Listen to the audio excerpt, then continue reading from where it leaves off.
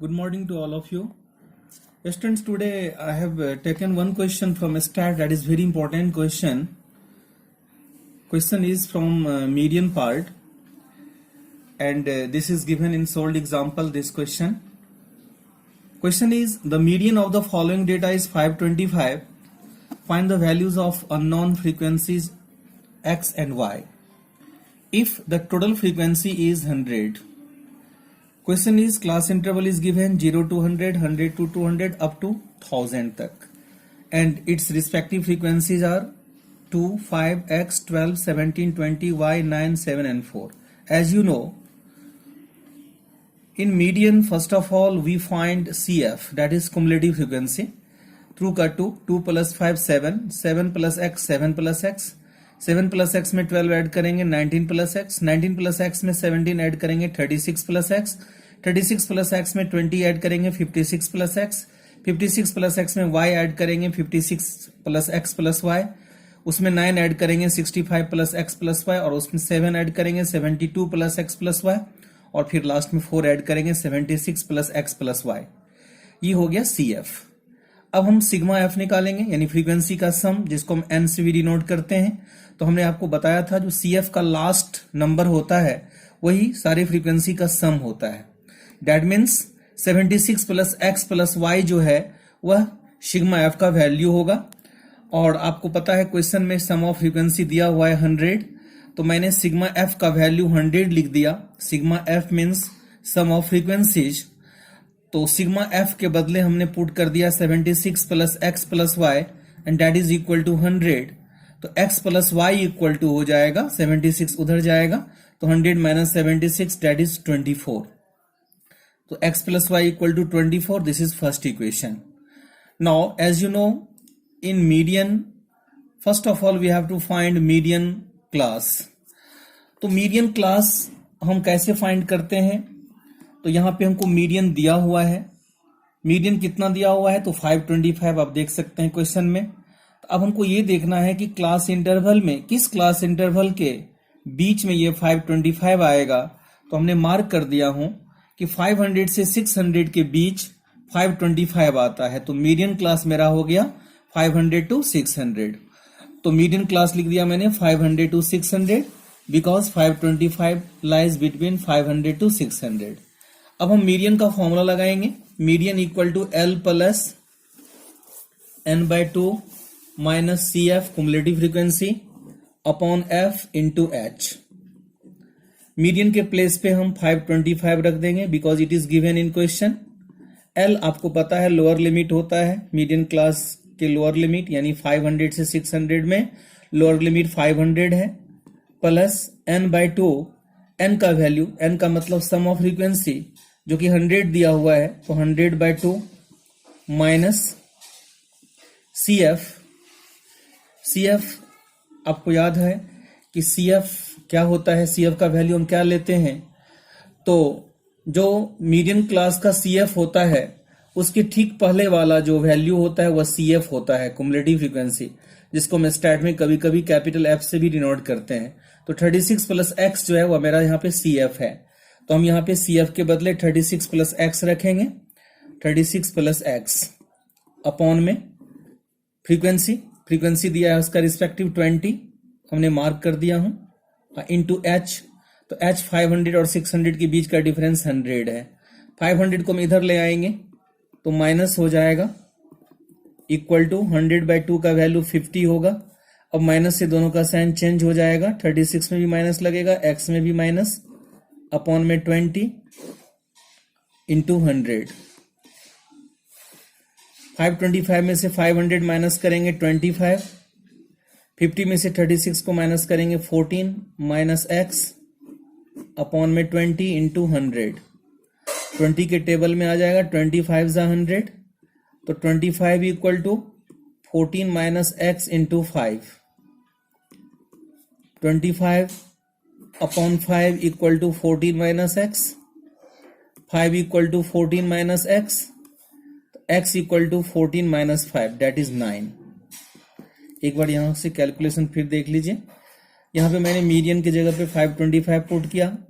L lower limit 500 था median class में, N का वैल्यू यानी M mean sum of frequency जो कि दिया है क्वेश्चन में 100, तो 100/2 कर दिए, माइनस सी एफ उसकी रिस्पेक्टिव सी एफ सिक्स पहले वाला यानी 36 + x अपॉन में स्मॉल एफ फ्रीक्वेंसी जो कि 20 दिया हुआ है, हमने मार्क कर दिया हूं, इंटू एच का मतलब डिफरेंस इन क्लास इंटरवल जो कि 100 है। हमने साइन चेंज किया, 25 से 100 किया, 5 आ गया बाहर में, 25 के नीचे 5 कर दिया, तो फिर यहाँ 5 = 14 - x हुआ, तो x = 14 - 5 9। तो x का वैल्यू तो निकल गया। अब फर्स्ट इक्वेशन में हम x का वैल्यू पुट कर देते हैं, तो putting x in first equation क्या है, x + y = 24। यदि यहाँ पे हम x के बदले 9 रखें तो 9 + y = 24, तो y = 24 - 9 दैट इज 15। तो 10 x = 9 and y = 15, and these are the unknown frequencies. The students, this is very important question in which we have to find the unknown frequencies and median and sum of frequencies both are given to you. In such types of question we have to find firstly CF and then median class, and then we have to put the formula, then you can find easily the unknown frequencies. Now students, I have taken last topic here, that is graphical representation of cumulative frequency distribution, that is called OSIF. ये stat का last part है। एक graph है जिस graph का नाम cumulative frequency curve है या इसको हम OSIF के नाम से जानते हैं। तो इस OSIF के दो पार्ट्स हैं, एक लेस देन टाइप और दूसरा मोर देन टाइप। कभी कभी सिर्फ लेस देन टाइप भी आ सकता है आपको ड्रॉ करने के लिए, कभी कभी मोर देन टाइप भी आ जाता है, कभी कभी दोनों एक साथ आ जाता है, और दोनों के साथ साथ उस ग्राफ से आपको मीडियन भी निकालने के लिए दिया जाएगा। तो इसीलिए मैं इस क्वेश्चन में सारा चीज ले लिया हूं, मोर देन भी ले लिया हूं कैसे निकालेंगे, लेस देन भी ले लिया हूं, और उसके साथ साथ मीडियन भी ले लिया हूं। तो क्वेश्चन में आपको क्लास इंटरवल और फ्रीक्वेंसी दी जाएगी। तो आप देख सकते हैं क्लास इंटरवल मैंने लिया हूं 0 to 10 अप टू 60 तक लिया हूं, उसका फ्रीक्वेंसी लिया हूं। स्टूडेंट्स, आपको मालूम है कि यदि कभी फ्रीक्वेंसी में नंबर असेंडिंग डिसेंडिंग ऑर्डर में होता है तो उसको स्टैट में फ्रीक्वेंसी नहीं माना जाता है, वह CF होता है। लेकिन आप देख सकते हैं हमने जो यहाँ F का वैल्यूज लिया है वो ऐसा नहीं है, इसीलिए एक्चुअल F ही है। इस F से हम CF निकालेंगे। तो CF कैसे निकालेंगे आपको पता है, 3 का 3, 3 + 7 10, 10 + 6 16, 16 + 5 21, 21 + 4 25, 25 + 15 40। तो प्रत्येक OSIF निकालने के लिए हमको CF की जरूरत पड़ेगी। अब हमको यहाँ पे दो टेबल बना लेना है, एक तो लेस देन टाइप का जिसको हम ग्राफ पे प्लॉट करेंगे, और एक मोर देन टाइप का। लेस देन टाइप का जो ग्राफ होगा वो नीचे से ऊपर जाएगा, और जो मोर देन टाइप ग्राफ होगा वो ऊपर से नीचे आएगा ग्राफ पेपर पे। अभी मैं आपको दिखाऊंगा। तो पहले लेस देन टाइप का हम एक डेटा बना लेता हूं कि लेस देन टाइप में x एक्सिस पे किसको रखेंगे और y एक्सिस पे किसको रखेंगे। तो यहाँ पे ध्यान देने की चीज है, यहाँ ध्यान दीजिएगा कि लेस देन टाइप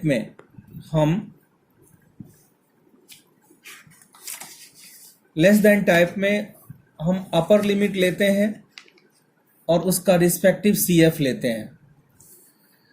तो अपर लिमिट आप देख रहे हैं कि आपका जो 0 से 10 है उसमें अपर लिमिट जो है वो 10 है, तो 10, और उसका रिस्पेक्टिव CF जो है आप देख सकते हैं 3 है, तो 10 के साथ हम 3 लेंगे, यानी x का वैल्यू 10 हो गया और y का वैल्यू 3 हो गया। उसके बाद सेकेंड क्लास इंटरवल का जो अपर लिमिट है वह 20 है, और उसका रिस्पेक्टिव CF जो है 10 है, तो 20 के साथ 10 का ग्रुप बनाएंगे, ये पॉइंट का कोऑर्डिनेट है। उसके बाद फिर 30 का 16 के साथ बनाएंगे, फिर यहाँ 40 का 21 के साथ बनाएंगे, 40 का 21 के साथ, फिर इसका अपर लिमिट 50 है, 50 के साथ 25 का बनाएंगे, और लास्ट जो अपर लिमिट है वो 60 है जिसका रिस्पेक्टिव CF 40 है, तो 60 के साथ 40 का ग्रुप बनाएंगे। ये सारे कोऑर्डिनेट हैं पॉइंट्स के जिसको हम प्लॉट करेंगे।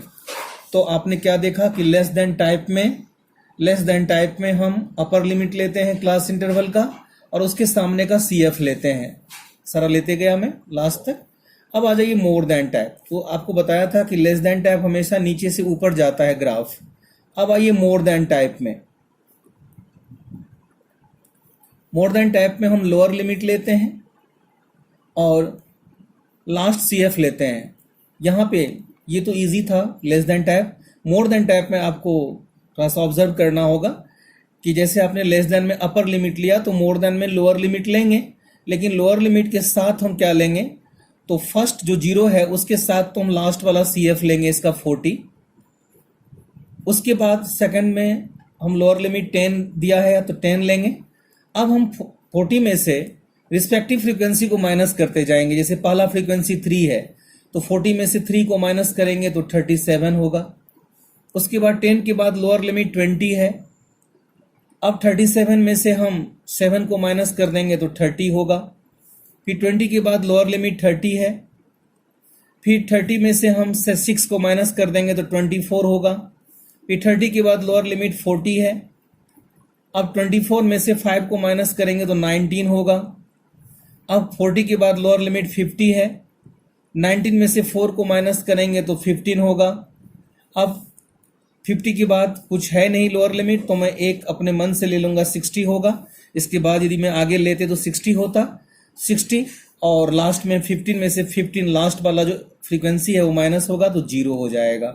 डैट मीन्स ये मोर देन टाइप का कोऑर्डिनेट है। 0 के साथ 40 का ग्रुप, 10 के साथ तो कैसा लिया, लोअर लिमिट और फर्स्ट में लास्ट CF।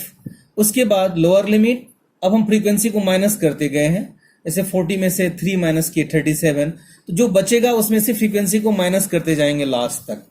अब हम इस लेस देन टाइप और मोर देन टाइप का ग्राफ बनाएंगे, तो इसके लिए मुझे एक्स एक्सिस और वाई एक्सिस बनाना पड़ेगा। आप लोग इसको ग्राफ पे बनाइएगा। तो ये एक्स एक्सिस ले लिया और ये वाई एक्सिस ले लिया। हमारा क्लास इंटरवल 0 से स्टार्ट है, तो 0 ओरिजिन 0 होता है, आपको पता है।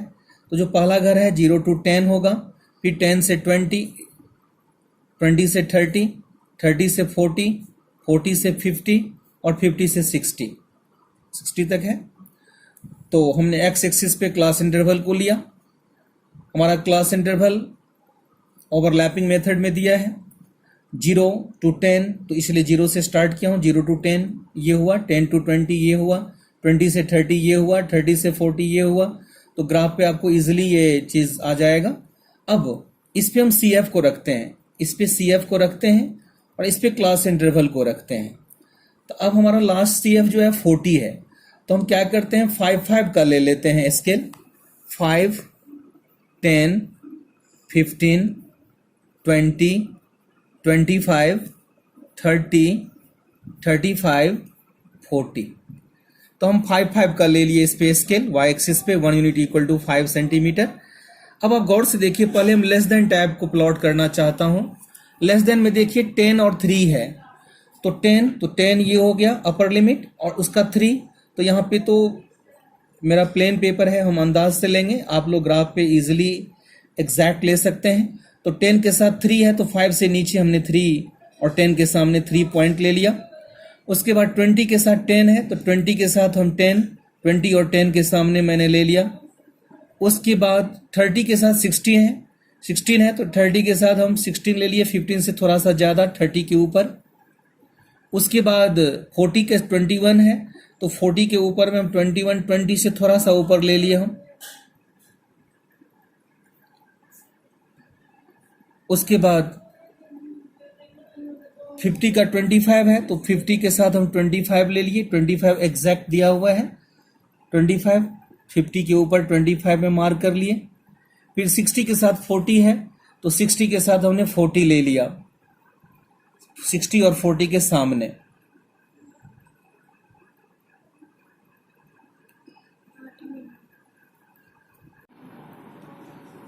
तो आपने क्या देखा लेस देन में कि हमने अपर लिमिट और उसका जो रिस्पेक्टिव CF था उसको मैंने प्लॉट किया ग्राफ पे।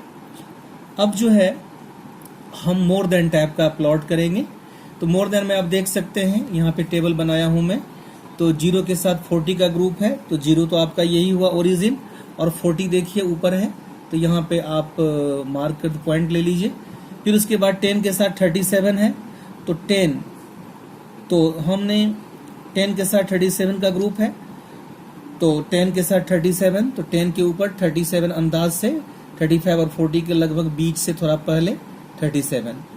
तो स्टूडेंट्स हमने जब लेस देन का यहाँ पे पॉइंट लिया था, तो इसको स्केल से, इस चीज को स्केल से ज्वाइन करना होता है, तो ये एक कर्व लाइन मिलेगा, एक कर्व लाइन मिलेगा, ऐसे इसको ज्वाइन कर देंगे हम, और सब पे कोऑर्डिनेट लिख देंगे। जैसे कि इसका आपने 10 3 लिया था, इसका आपने 20 और 10 लिया था, ये पॉइंट था आपका 30 और 16 का, ये पॉइंट था आपका 40 और 21 का, ये पॉइंट था 50 और 25 का, ये था 60 और 25 का, 60 और 40 का। अब हम मोर देन का ले रहा हूं, तो मोर देन में पहला था 0 का 40, तो 0 का 40 दिया हूं।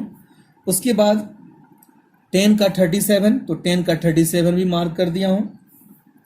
20 के साथ 30 का ग्रुप है, तो 20 के ऊपर और 30 के सामने 20 और 30, ये हो गया। फिर 30 के साथ 24 का है, तो 30 के साथ 24, 25 से थोड़ा सा नीचे, ये हो गया। उसके बाद 40 का 19 है, तो 40 के ऊपर 19, 20 से थोड़ा कम लेंगे हम, थोड़ा सा कम 20 से, 40 के ऊपर, ये हो गया 19। उसके बाद 50 का 15, तो 50 का 15, 15 के सामने और 50 के सामने, तो ये हो गया 50 का 15।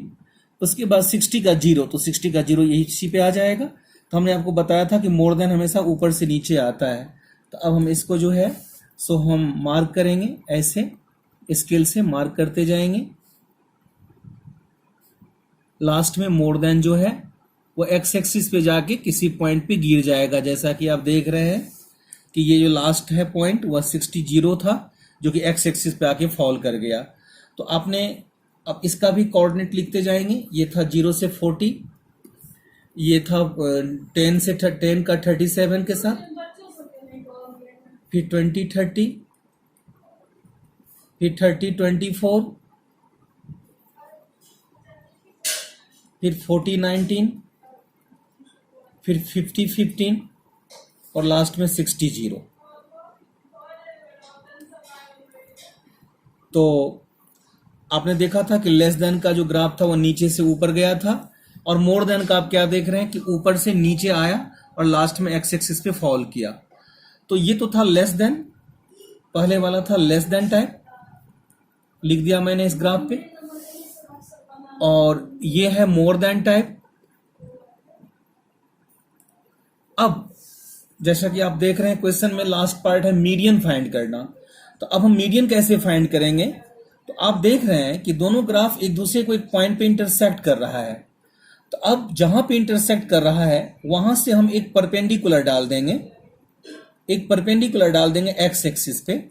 आप देख रहे होंगे कि वह परपेंडिकुलर जहां पे पॉइंट ऑफ इंटरसेक्शन है वहां से जो हम परपेंडिकुलर ड्रॉ किया एक्स एक्सिस पे, तो वह 30 और 40 के बीच में, यानी मुझे लग रहा है कि अंदाज से कि 35 और 40 के बीच में वह नंबर होगा।